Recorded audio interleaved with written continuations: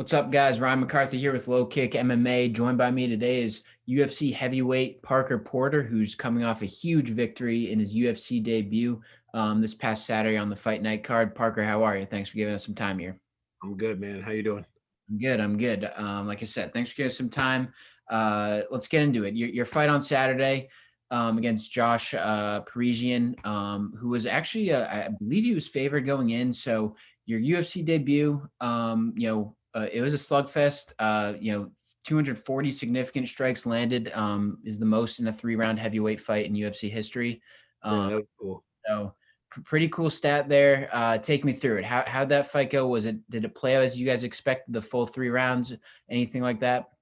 No, it didn't. It didn't play out exactly as we expected. I definitely was expecting him to come forward and try to put pressure on early on. We've seen that's kind of his MO in most of his other fights that he's won.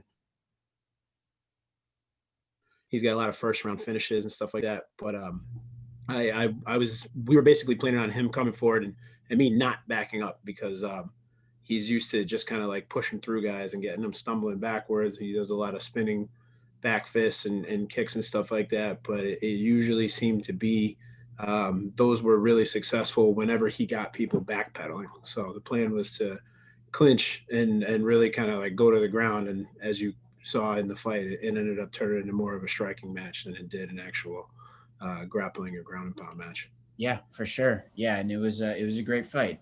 So did anything in terms of the fight itself? Did anything go wrong? Is there anything you guys went? Have you gone back and looked at it? And is there anything you need to change?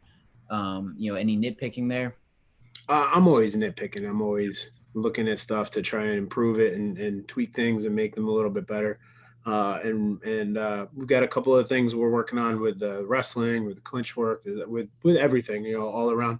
That was that fight in particular from an analysis kind of point of view was a really good opportunity to get a good overview of like everything, like a full MMA package. It wasn't just a striking match. It wasn't just a grappling match. It was kind of all over. It was predominantly striking, but it got a little bit of everything in it. So me and my team already have looked at it a couple of times to tweak things and already formulate a plan and put things together to start working on stuff for the next go around. Yeah, yeah, for sure. And it was a unanimous decision victory, 3 different scores on the scorecards from the judges. When the fight finished, did you were you pretty confident you had got the W? I mean, of course, with Yeah, the judging nowadays, it's hard to tell, but were you pretty confident? I was feeling good. I was really feeling like I knew in the first, I mean, in the second and the third rounds, I was totally, those were my rounds for sure. And the only one in my head that I was kind of like, could have gone either way, was the first round because he had me a little rocked in the first round and I was on the defense a little more. And then I finished that first round almost like getting up off my feet. I went for a takedown. It was not successful and he kind of stuffed me and got me down to the ground and I didn't get back to my feet until right at the bell. So I feel like that was kind of a bad ending to the first round as well. Yeah, yeah, for sure. And so kind of going off of that, we're going into the new year, 2021, which is crazy to me. We're in December. Yeah. But what's next for you? Are you targeting any specific dates, any specific opponents in this heavyweight division? No, nothing in particular, man. I'm just back to the grind and starting to get ready for the next one and making sure that when that call comes, I'm ready to answer it. For sure. And would you say you're targeting like an early, like the first quarter 2021, something like that? Yeah, definitely. Okay, cool. And I wanted to get your thoughts on the heavyweight title picture. Definitely it's an interesting division. Definitely got some clarity after that, trilogy with Miocic and Cormier. But what are your thoughts on that? I mean, we got Stipe as the champion right now. Of course, there's Nagano. There's a few others, lining up. So, what are your overall thoughts on the heavyweight title picture? Because it's at a I mean, standstill right now. It's a little odd. yeah, it's tough because I mean Stipe's been pretty dominant since he's gotten there. I think DC gave him the biggest run for his money so far out of everybody.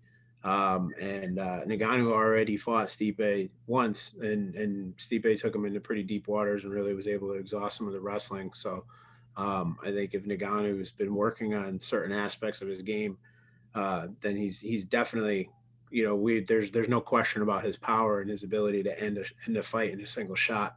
But it's really more about his ability to land that shot and open and create the opportunity for it to land in the later rounds. Because as we've seen in the first go around with him, if it didn't land in the first, it was going to be tough to make it land in any other consecutive rounds. Yeah.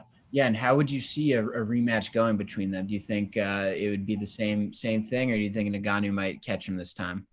Um, I mean, Nagano could always catch anybody. It's just a matter of all you need to do is just mess one thing up, and he's going to capitalize on it. He's so quick, he's so explosive, he's so sharp. Um, but Stipe is like a seasoned tactician at this point, man. He comes up with a game plan with his team and his guys, and he knows how to execute very well. So I don't know. I think Stipe is going to be sitting on that throne for a little while.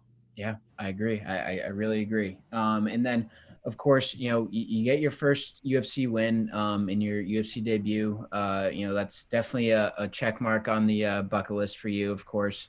I saw you talking about how it's a dream come true, and you compared it to getting married and having your kids as well. So what's your ultimate goals after this? You hit this one. So what would your next ultimate goal be for you? The next goal is to break into the top 10. Okay, Yeah. that's a great goal. I think that's a very realistic one too. And just to start climbing that ladder. And, the Sure. first one was get my foot in the door and then get that W. And now that I got that W, now it's time to rack up enough to start getting ranked in the higher rankings and Yeah, climb my way into that top 10 bracket. for sure. Yeah.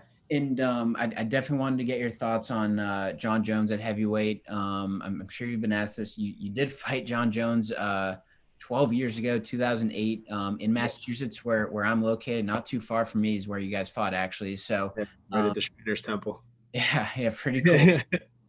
So when you fought him, he was an up and coming prospect, of course. He was only, I think, 3-0 when you fought him, 4-0.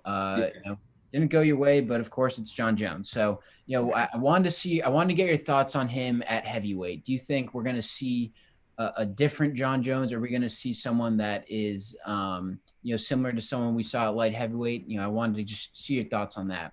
I think he's stylistically. I don't think he's going to change much of his game because it's been so effective.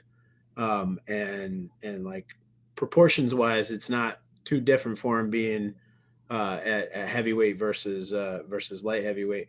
I think if he puts the weight on the right way and makes sure his conditioning stays on point, I think he's a scary guy at heavyweight, man. I think he can be just as dominant at heavyweight as he was at 205.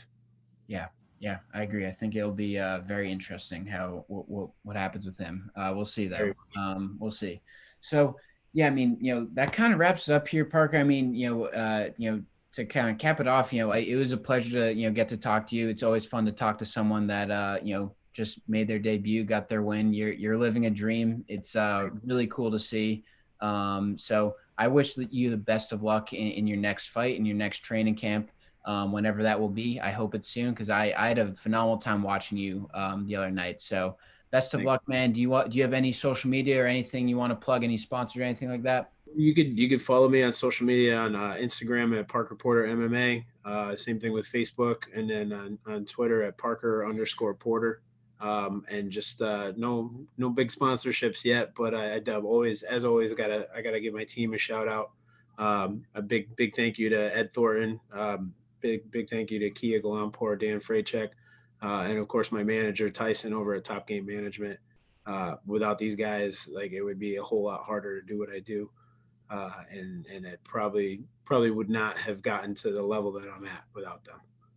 Awesome, man. Well, yeah, like I said, it's been a pleasure. I wish you the best of luck, man, and I'll be watching. We'll give you a shout out on all the socials. We'll get this uploaded on YouTube and everything.